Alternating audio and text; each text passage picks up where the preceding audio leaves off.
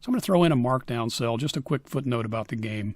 This is, as I said in the intro to this course, one of the all-time great pitching performances in Major League history. I mean, the Dodgers have not seen a dominant pitcher, a pitcher this dominant, since Sandy Koufax.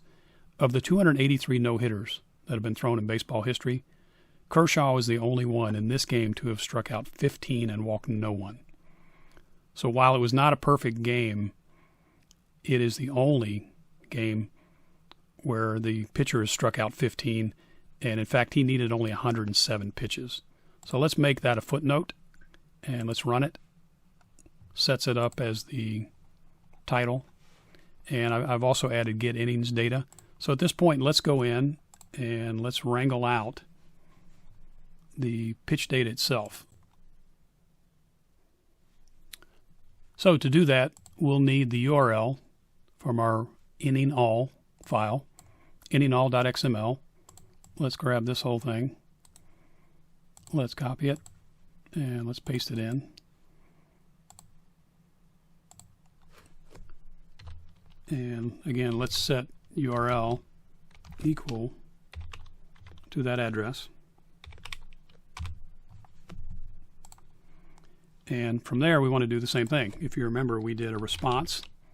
So our HTML response equals requests.get URL. We'll once again print in color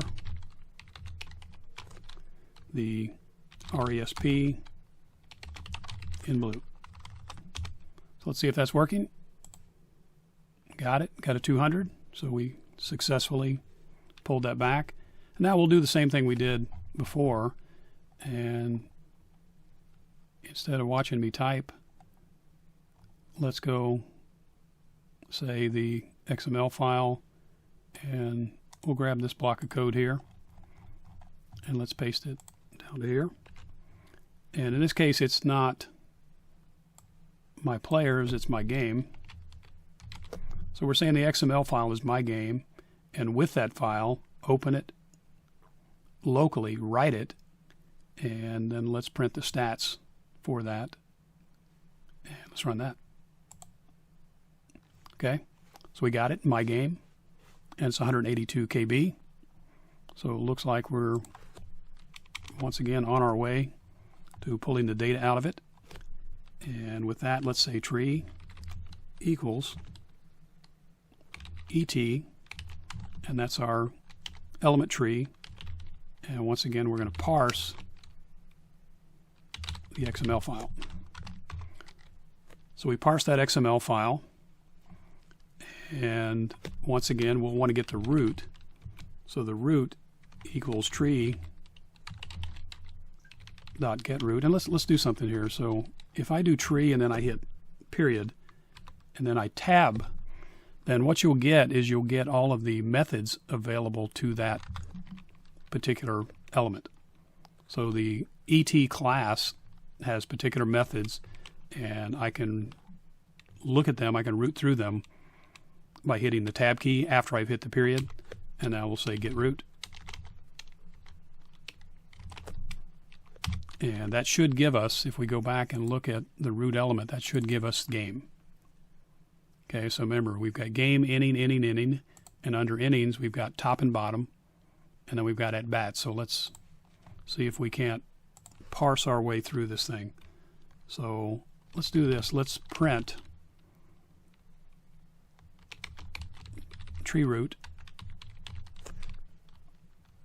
dot tag, and then we'll concatenate on root dot tag. Okay, and let's make that a little clearer here. Let's put a semi and a space and run it again, and it says game. So we're where we think we are. We are correctly creating an element, a tree element that's got the whole game in it. So what it's got is all the innings and all the structure underneath. So we're still rolling.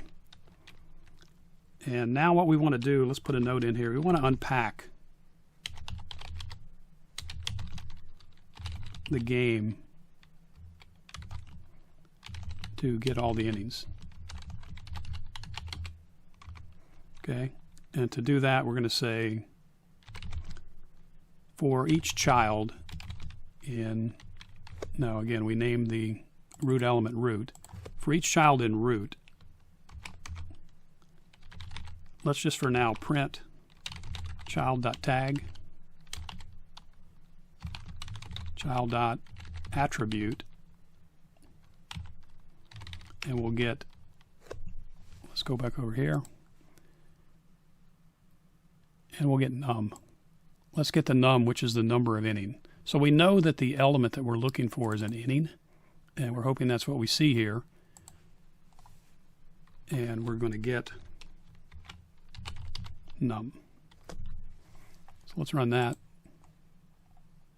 And there we go. So again, just keeping ourselves online here, keeping ourselves in track. We're just making sure we're getting what we think we're getting. So we're correctly rummaging through the game element, and we're finding all the innings, 1 through 9. So let's go one step further and make sure that within the inning, we're also able to get the top and bottom. And let's call that, so I'm going to say for frame in child, and again, child is our inning in this case, that we want to also print. And here I'm just going to give it 3 spaces so it pushes itself to the right, and frame.tag and frame.attribute,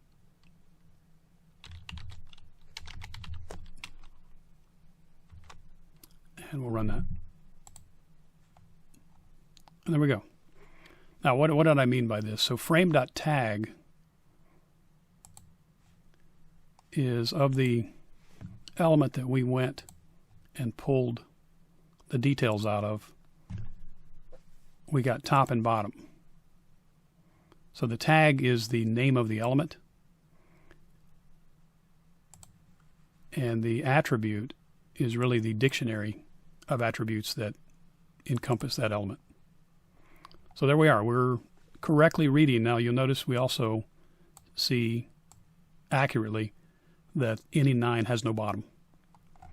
So we're doing it. We're reading all the element data, and we're getting down to the pitch detail. So since we've got this entire top, and we've got the bottom, we've got the detail that's underneath, which is at-bats that have pitches inside the at-bats.